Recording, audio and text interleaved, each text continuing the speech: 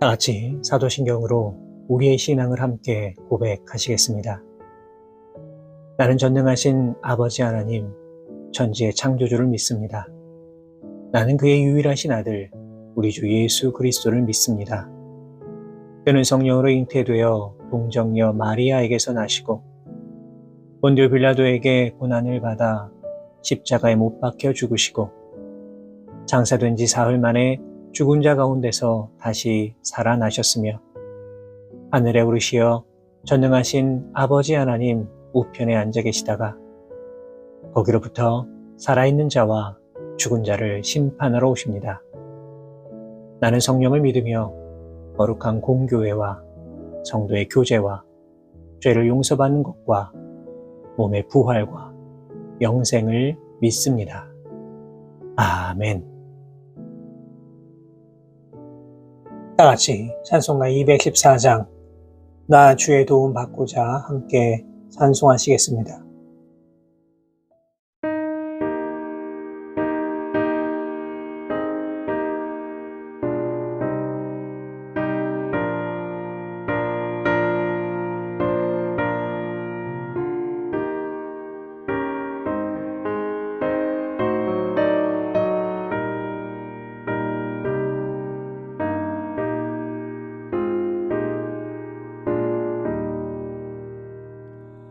나 주의 도움 받고자 주 예수님께 빕니다.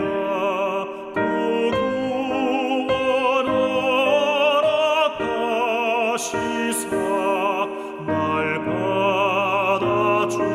받아주소서.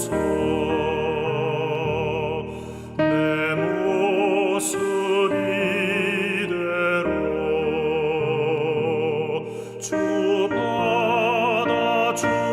받아주소서. 날 위해 돌아가신 주 날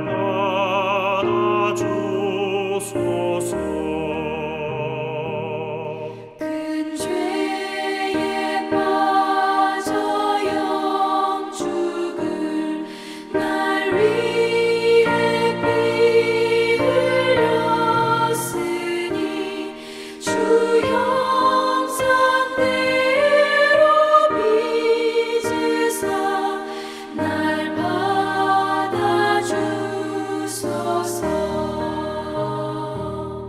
내 모습 이대로 주 받아주소서.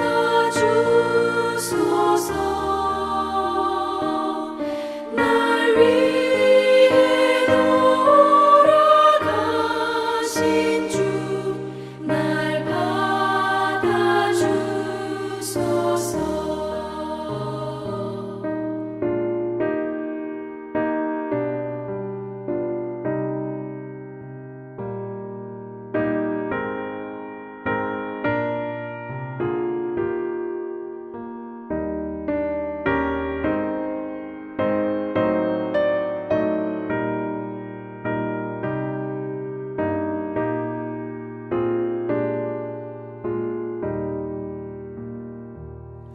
내 힘과 결심 약하여 늘 깨어지기 쉬우니 주 이름으로 구원해 날 받아주소서. 내 모습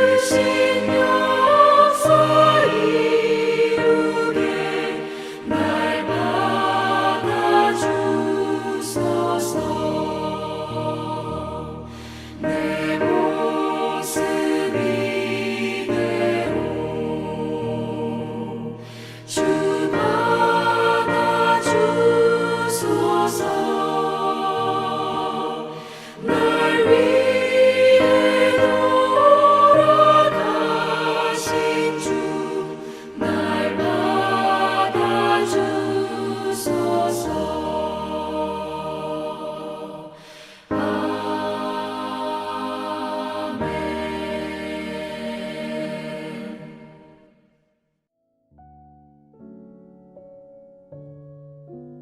오늘 우리에게 주시는 하나님의 말씀은 신약성경 야고보서 3장 2절에서 6절까지의 말씀입니다.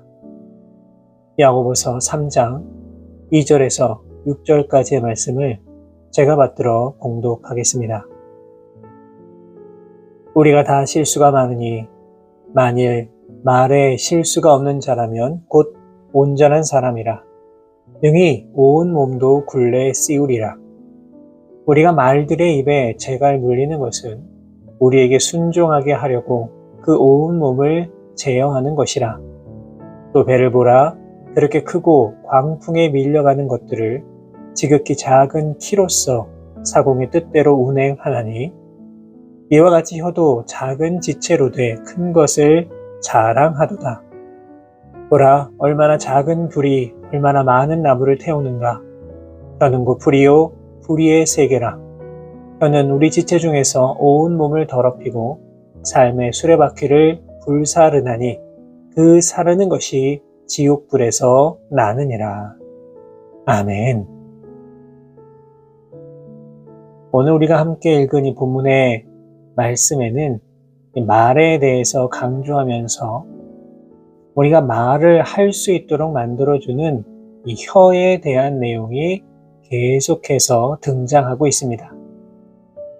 본문 3절에서 5절까지의 말씀을 보시면 인간의 혀를 말의 재갈과 배의 키에 비유하면서 우리의 작은 혀가 얼마나 엄청난 위력을 가지고 있는가에 대하여 아주 생생하게 묘사하고 있습니다.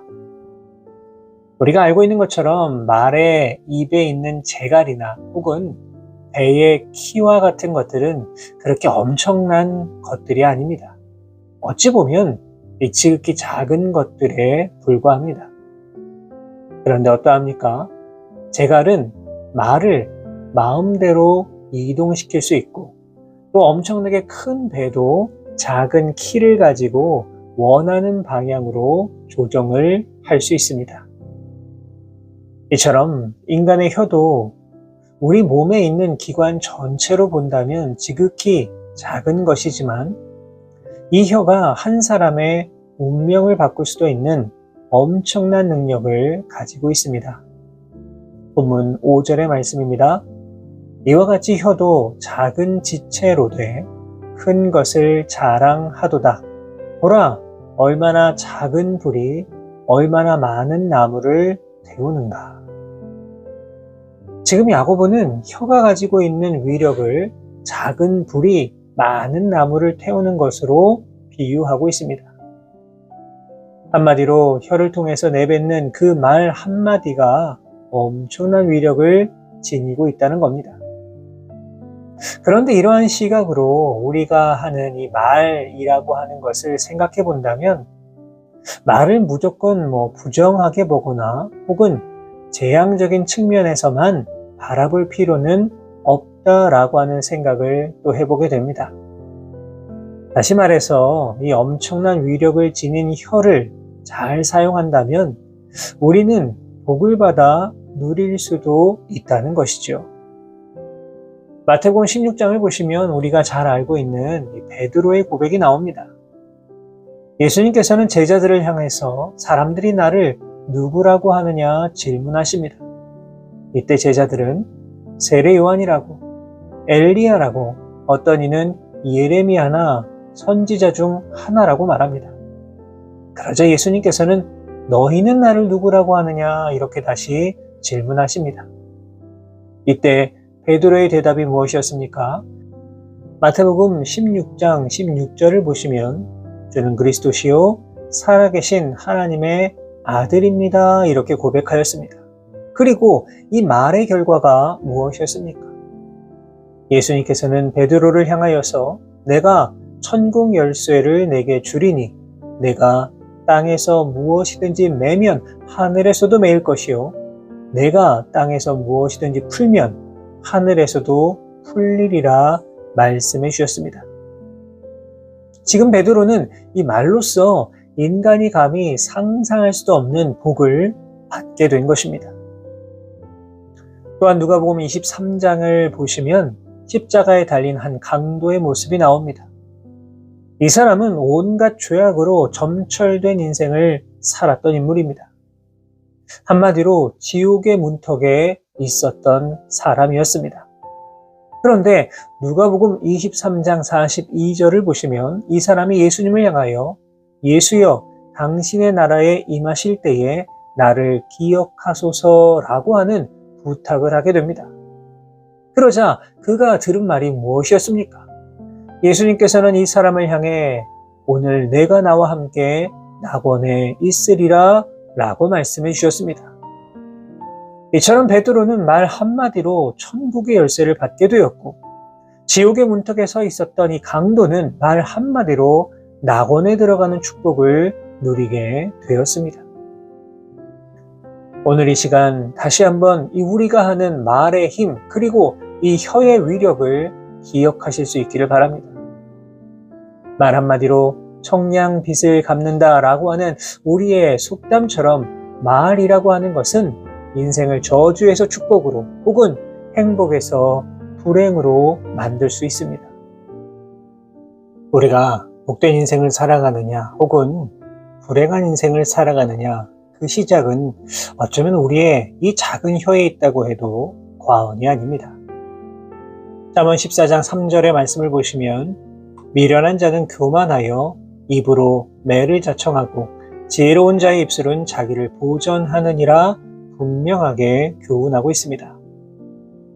오늘 하루 이 땅을 살아가시면서 우리가 사용하는 말을 깊이 한번 돌아보시고 또 지혜롭게 우리의 혀를 사용하실 수 있는 우리 모든 성도 여러분들 다 되시기를 바랍니다.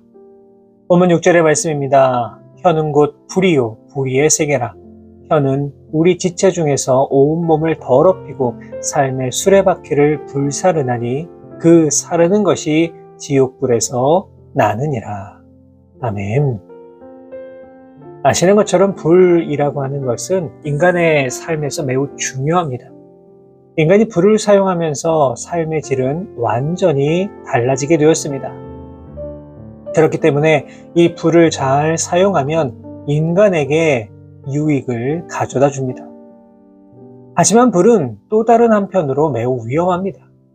아무리 작은 불씨라고 하더라도 그냥 방치하면 온 산을 다 태워버릴 수 있는 엄청난 파괴력을 가지고 있는 것이 바로 이 불입니다.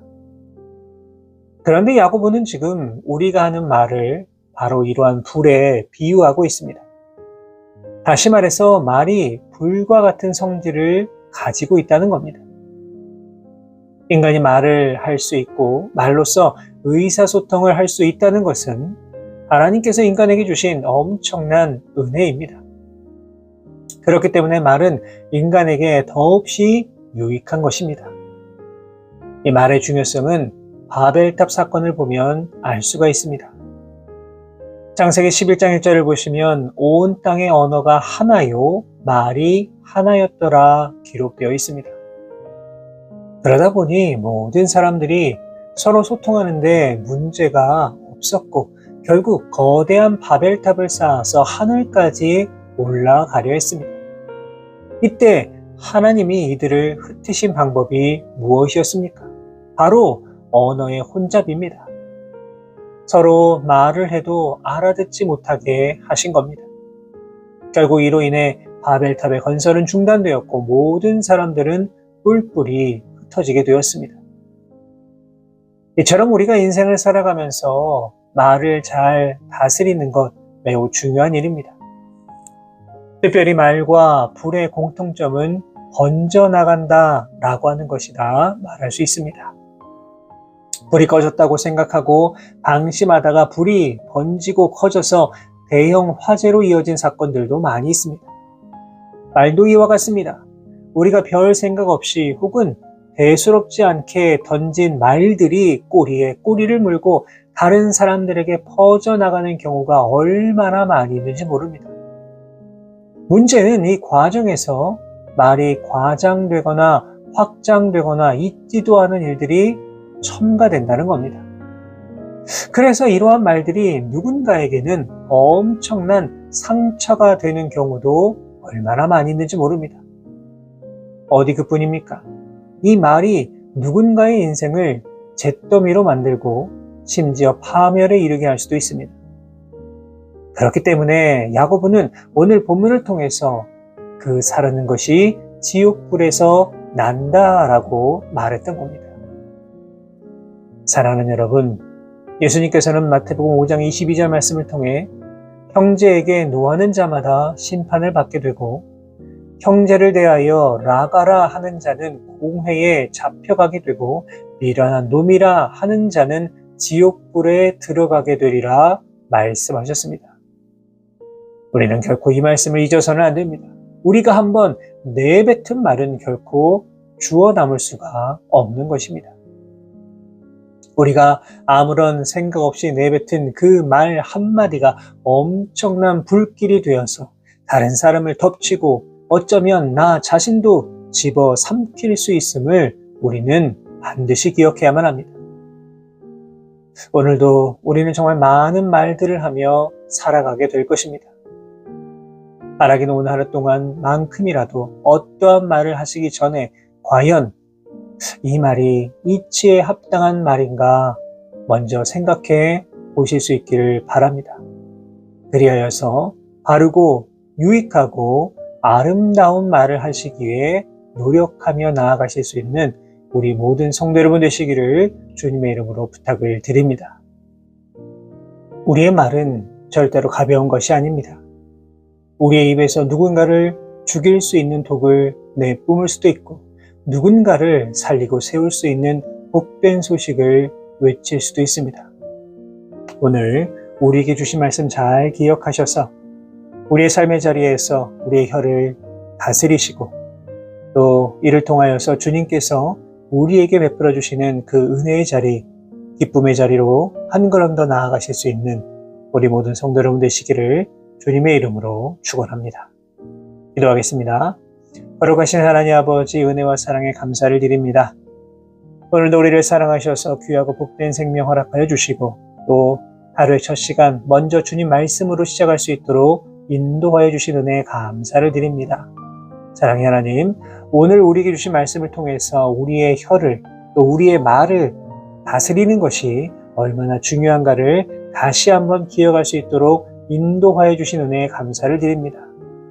오늘 하루를 살아갈 때에 우리가 참 많은 말을 할 터인데 그 속에서 우리의 말을 깊이 돌아볼 수 있도록 인도하여 주시고 우리의 말이 누군가를 죽일 수 있는 독을 내뿜을 수도 있고 또 누군가를 살릴 수 있는 기쁨의 소식을 전할 수도 있다는 사실을 다시 한번 기억하며 나아가는 우리 모두가 되게 하여 주옵소서. 주님께 모든 것 감사드리며 예수 그리스도의 이름으로 기도하옵나이다. 아멘.